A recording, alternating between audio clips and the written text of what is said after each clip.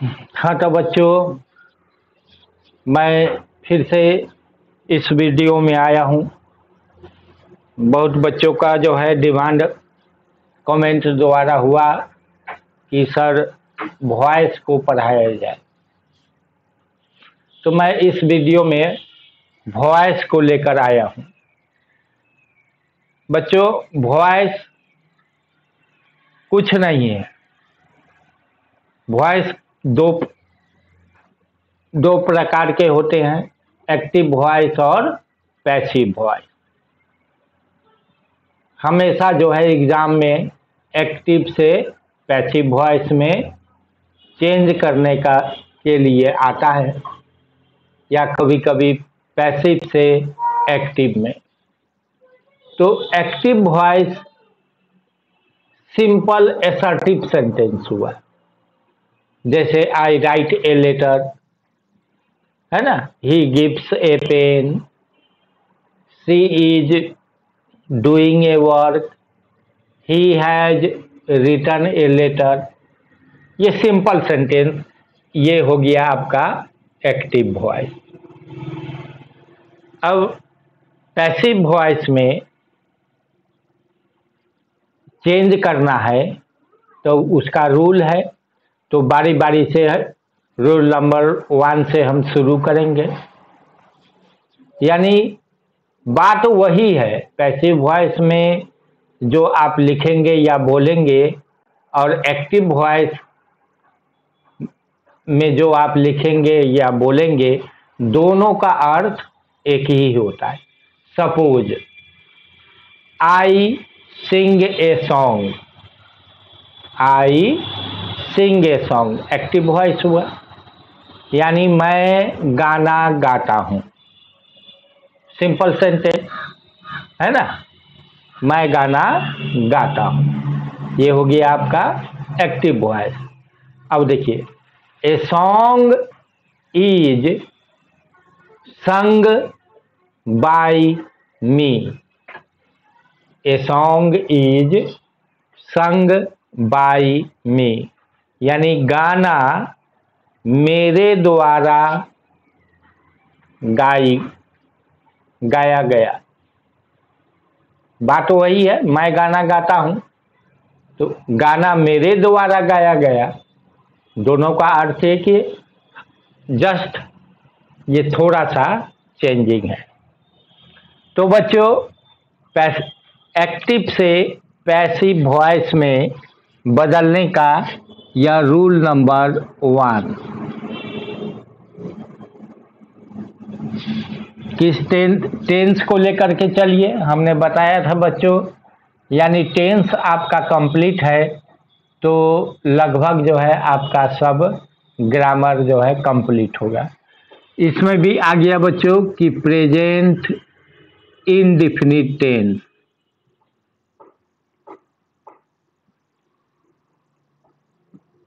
Present indefinite tense. इस tense का हम लोग ग्रामर में एक्टिव से पैसिव वॉइस में कैसे बदलेंगे, है ना। तो इसका रूल है बच्चों कि सब्जेक्ट जो होता है सेंटेंस में, सब्जेक्ट चला जाएगा कहाँ, ऑब्जेक्ट के जगह पर। सब्जेक्ट कहाँ चला जाएगा, ऑब्जेक्ट के जगह पर, और ऑब्जेक्ट को ले आना है सब्जेक्ट के जगह पर। सब्जेक्ट जो है उठ करके ऑब्जेक्ट के जगह पर जाएगा और ऑब्जेक्ट जो है आ जाएगा सब्जेक्ट के जगह पर। पहली बात, यानी ऑब्जेक्ट को उठा के आपको सब्जेक्ट के जगह पर ले आना है, और अंत में सब्जेक्ट को ले जा करके ऑब्जेक्ट के जगह पर। तो वही हम शॉर्ट में लिख दिए हैं बच्चों, सब्जेक्ट चला जाएगा ऑब्जेक्ट के जगह पर और ऑब्जेक्ट आएगा सब्जेक्ट के जगह, पहली नंबर। उसके बाद आपका चाहिए वर्ब। सब्जेक्ट के बाद वर्ब। उसके बाद बच्चों वर्ब माने वर्ब में कौन आ गया इसमें? Auxiliary verb, is are am. ठीक है, तो प्रेजेंट इंडेफिनिट टेंस का वाक्य है तो आपको इज और आर का यूज करना है। उसके बाद मेन वर्ब जो भी होगा उसका हम थर्ड रूप, मेन वर्ब जो जैसे गो होगा तो उसका तीसरा रूप, go, went, gone, write, wrote, written, यानी इसमें आपको चाहिए V3। उसके बाद बच्चों इसमें बाई लगाना जरूरी है। देख रहे हैं, जो कि हमने एग्जाम्पल में बताया था कि मेरे द्वारा, गाना मेरे द्वारा, तो बाई लगेगा ही, प्लस बाई और उसके बाद सब्जेक्ट। ठीक है बच्चों,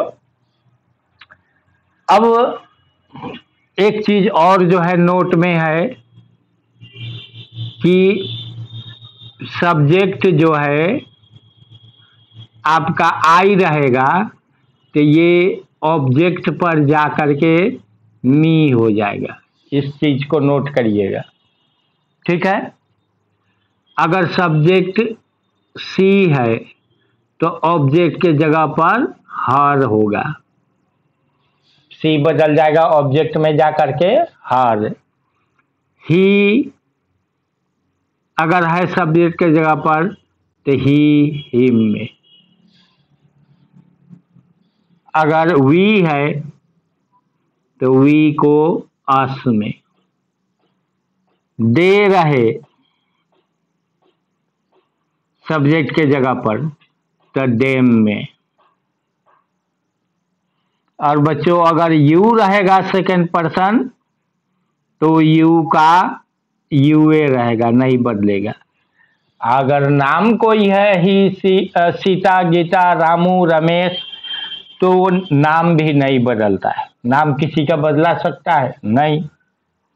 तो राम रहे सब्जेक्ट के जगह पर तो ऑब्जेक्ट में जा करके रामे रहेगा। ये इस चीज का कॉन्सेप्ट आपका होना जरूरी। ठीक है बच्चों, तो एग्जाम्पल में लेके चलिए। सी टेल्स ए स्टोरी। ठीक है बच्चों, सी टेल्स ए स्टोरी, ये कौन वॉइस हो गया? वह कहानी कहती है, एक्टिव प्रेजेंट इंडेफिनिट टेंस के वाक्य है, और तो ये हो गया हमारा एक्टिव वॉइस। अब इसको ले जाना है हमें किस में बच्चों? पैसिव वॉइस में। तो पैसिव वॉइस में पहली नंबर क्या है बच्चों? सब्जेक्ट चला जाएगा ऑब्जेक्ट के जगह पर और ऑब्जेक्ट आएगा सब्जेक्ट के जगह पर। तो यहाँ पर ये सब्जेक्ट हुआ, ये वर्ब हुआ और ए स्टोरी हो गया ऑब्जेक्ट। तो ऑब्जेक्ट को हमें किसके जगह पर लाना है? सब्जेक्ट के जगह पर। उसके बाद प्रेजेंट इंडेफिनिट टेंस का वाक्य है तो ऑक्सिलरी वर्ब यानी इज, आर, एम आपको लगाना है इसमें, इज, आर, एम, क्योंकि प्रेजेंट इंडेफिनिट टेंस का वाक्य। तो बच्चों आप ही बता सकते हैं, ए स्टोरी एक कहानी, उसमें क्या लगाएंगे हम? इज। ठीक है, ए स्टोरी इज। उसके बाद क्या होना है बच्चों? वर्ब का तीसरा रूप। तो टेल का तीसरा रूप टेल, टोल्ड, टोल्ड। ठीक है, तो V3 टेल का हो गया आपका told. A story is told, और उसके बाद क्या लगाना है V3 के बाद बच्चों? बाई। बाई हो गया सब कुछ। अब सब्जेक्ट को ले जाना है ऑब्जेक्ट के जगह पर। तो बच्चों सब्जेक्ट आपका सी है ऑब्जेक्ट में जा करके क्या चीज में बदलेगा, हर में। तो ए स्टोरी इज टोल्ड बाई हर, अगर ही रहता तो हिम में, सारा नोट में लिखा हुआ है। ठीक है बच्चों, तो इसमें आपको कॉन्सेप्ट, अब 9-10 के बच्चों को क्या कॉन्सेप्ट लेना है एरर के लिए। पैसिव वॉइस से भी एरर आ जाता है। अब जब हम देखेंगे, क्या देखेंगे बच्चों, कि सब्जेक्ट और उसके बाद वर्ब V1 है ना, टेल्स या tell, I tell a story, यानी सब्जेक्ट के बाद V1 रहे, है ना, और ऑब्जेक्ट रहे। तो हमको इतना ही कॉन्सेप्ट लेना होगा कि इसमें ऑब्जेक्ट के बाद इज, आर, एम का यूज करें। अब इसी जगह आपका लिखा रहेगा a story are told by her. सारा कुछ तो सही नजर आ रहा है बच्चों। ऑब्जेक्ट है को लिया है सब्जेक्ट के जगह पर, और इसमें आर लग गया, तो तुरंत कहिएगा सर ए स्टोरी है ना, इसमें आर नहीं लगेगी, यहां पर क्या होना चाहिए, इज। कभी कभी क्या कर देगा बच्चों, बाई को हटा देगा, तो भी गलत हो गया। कभी कभी बच्चों सी का सी ए लिख दिया, a story is told by C, ये भी गलत हो गया, क्योंकि आप देख रहे हैं नोट में कि सब्जेक्ट सी रहे तो उधर जाके हर में बदलेगा। समझ रहे हैं बच्चों, यानी इस चीज को कॉन्सेप्ट आपको लेना है। ठीक है, कभी कभी क्या करेगा बच्चों, V2 दे देगा।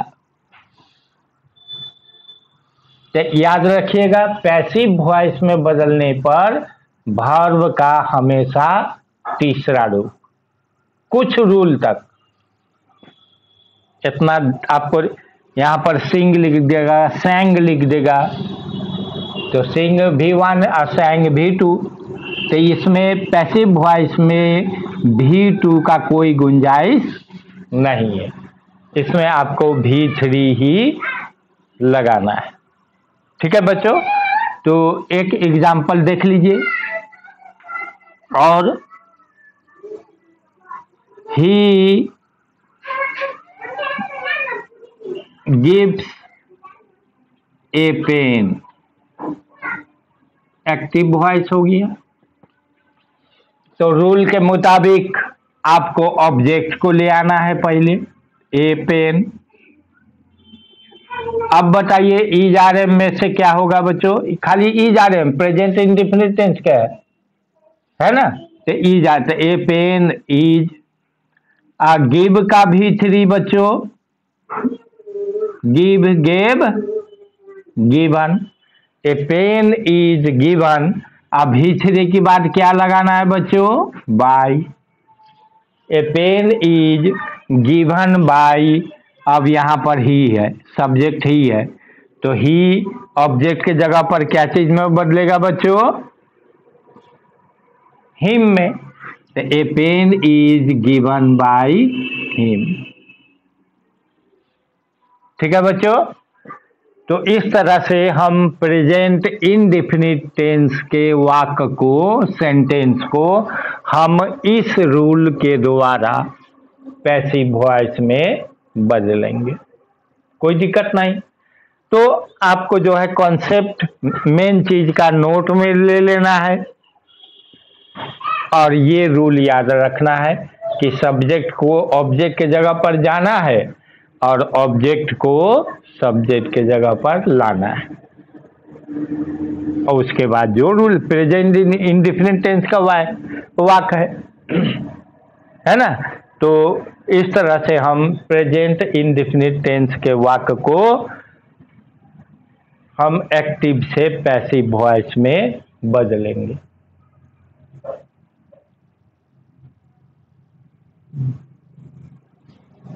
ठीक है बच्चों, तो अगले वीडियो में हम दूसरा रूल को लेकर आएंगे। प्रेजेंट इम्परफेक्ट टेंस के सेंटेंस को हम कैसे एक्टिव से पैसिव वॉइस में बदलेंगे।